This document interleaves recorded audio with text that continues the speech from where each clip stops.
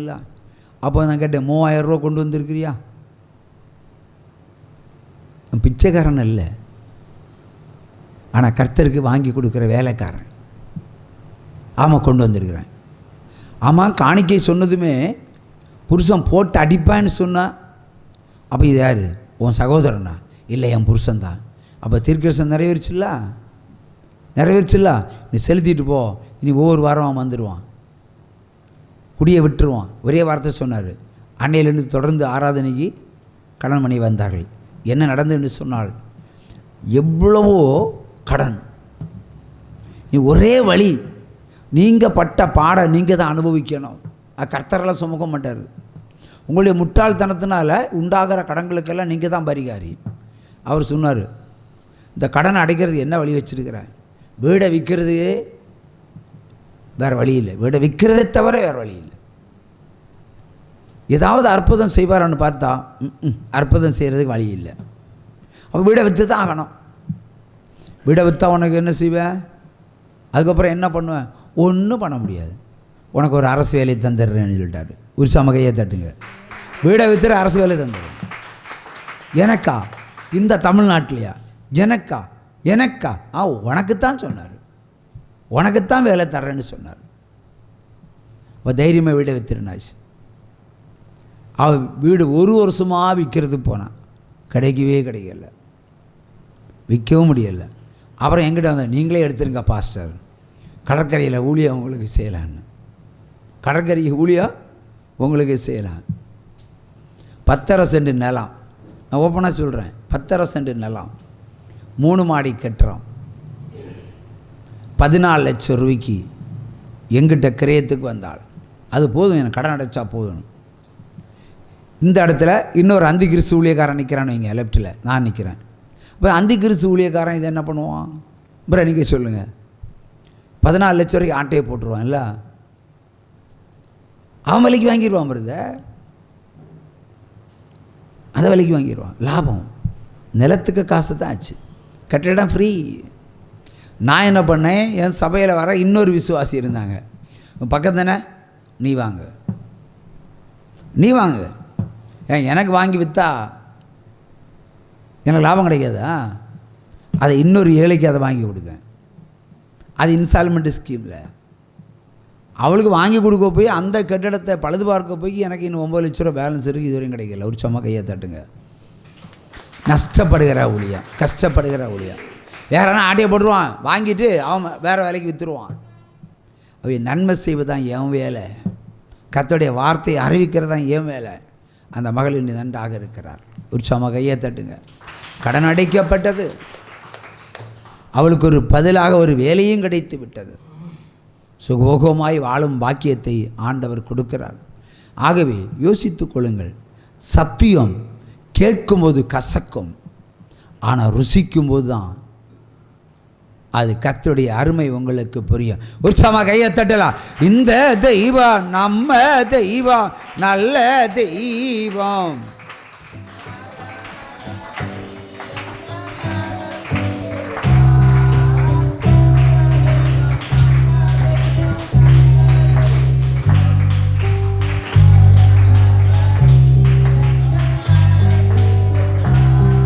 எத்தனையோ இடர் சூழ்ந்தாலோ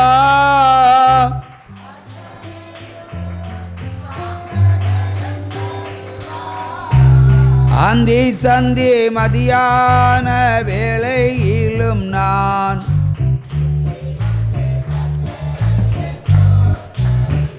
அல்லேலூயா. பிரசங்கி 7:6 வாசிப்போம்.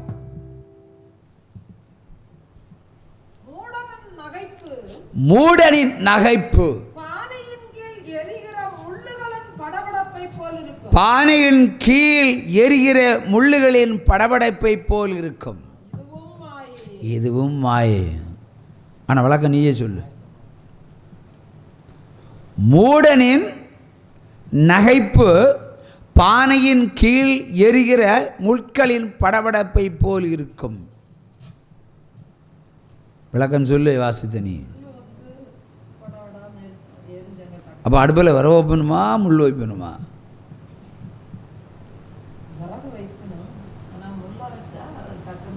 சரி, ஓகே, ரைட் ஆன்சர். ஆனால் மூடனுடைய நகைப்பு எப்படி இருக்கும்? ஹல்லேலூயா.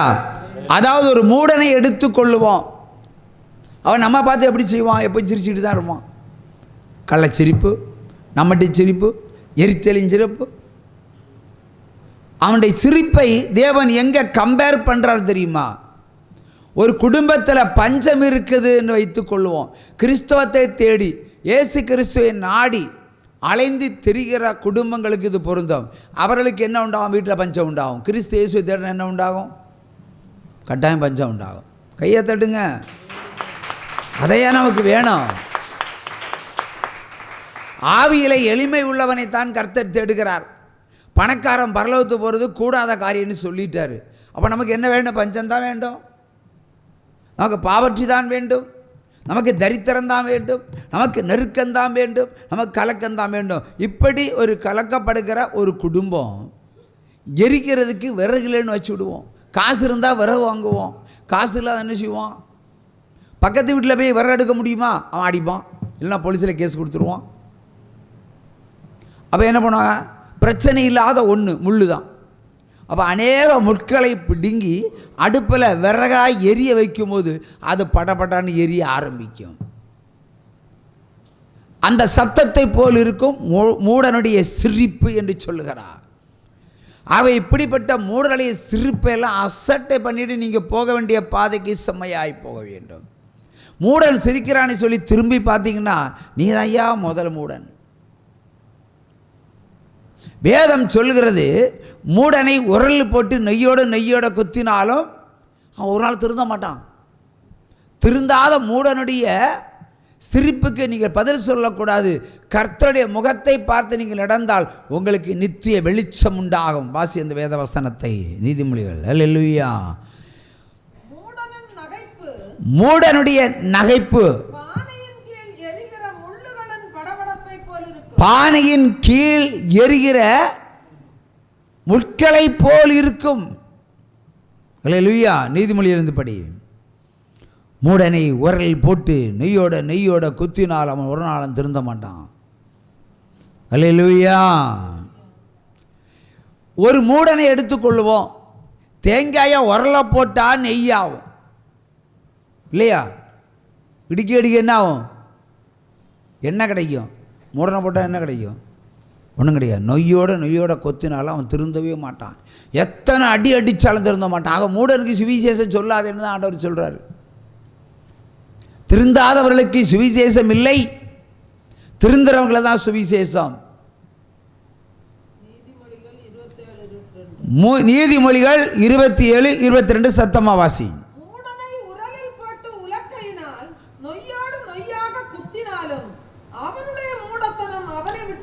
அல்லேலூயா. அதுவும் உலக்கையினால குத்தினாலும் அவன் திருந்தவே மாட்டான். நாய்க்கு வால் திரும்புமா? எப்படி கட்டி விட்டாலும் அது மறுபடியும் அப்படி தான் நிற்கும். அதான் சிலர் சொல்லுவாங்க, பிறவி குணம் பேக்கி கொடுத்தாலும் தீராது. அது மூடனுக்கும் இந்த மாதிரி சபிக்கப்பட்டவர்களுக்கு சுவிசேஷம் சொல்லக்கூடாது. சொன்னால் திருந்த மாட்டான். அப்படிப்பட்டவரை நீ கவனிக்காது. உன்னுடைய வாழ்க்கையை பார்த்து மூடன் பேசுவான். உன்னுடைய வாழ்க்கையை பார்த்து மூடன் சிரிப்பான்.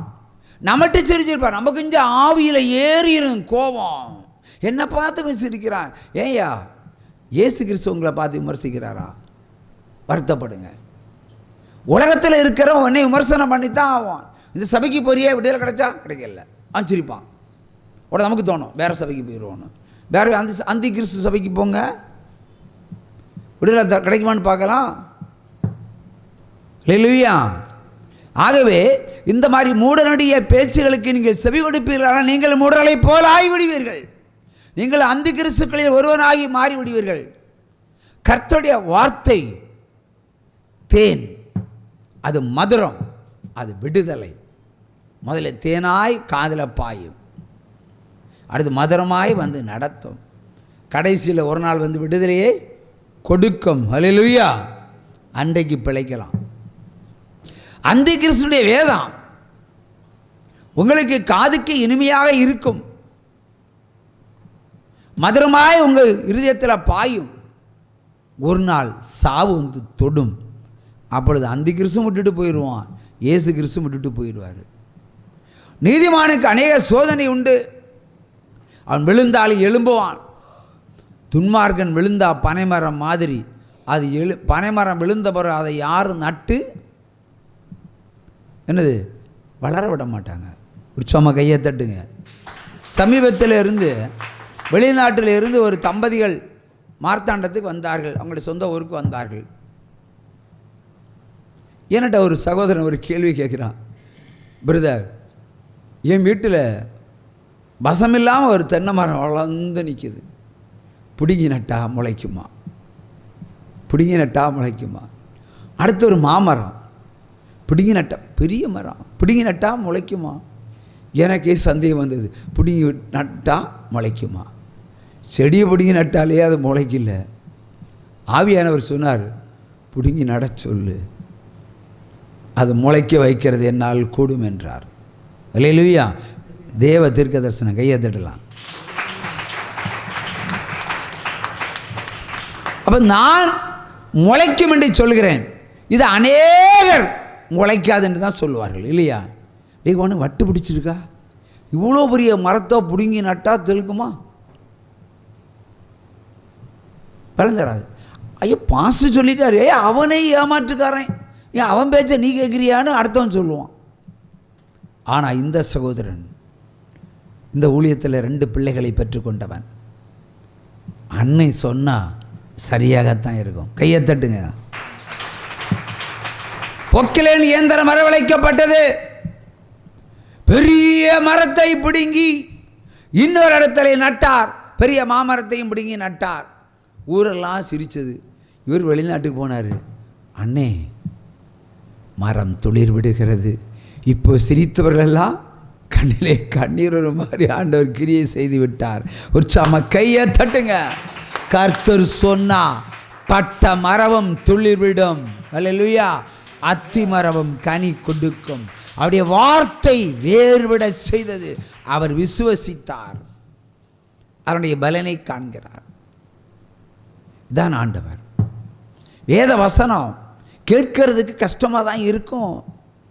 ஆனால் கீழ்ப்படிந்தாதான் அதனுடைய பலனை நீங்கள் அனுபவிக்க முடியும். உற்சவமாக கையை தட்டலாம். இந்த தெய்வம் நம்ம தெய்வம், நல்ல தெய்வம்.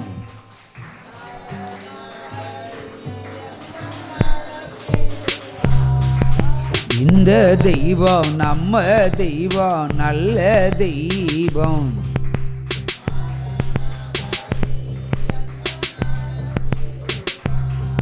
எத்தனையோ இடர் சூழ்ந்தாலா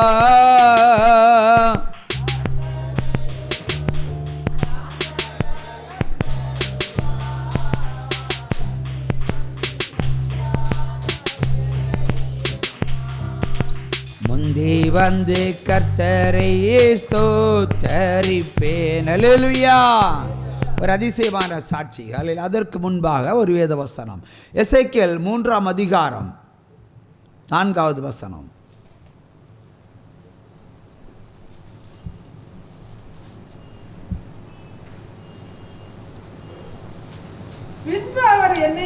பின்பு அவர் என்னை நோக்கி, மனுபுத்திரனே, நீ போய் இஸ்ரவேல் சந்ததியாருக்கு நீ சேர்ந்து என் வார்த்தைகளை கொண்டு அவரோடு பேசு. அல்லேலூயா.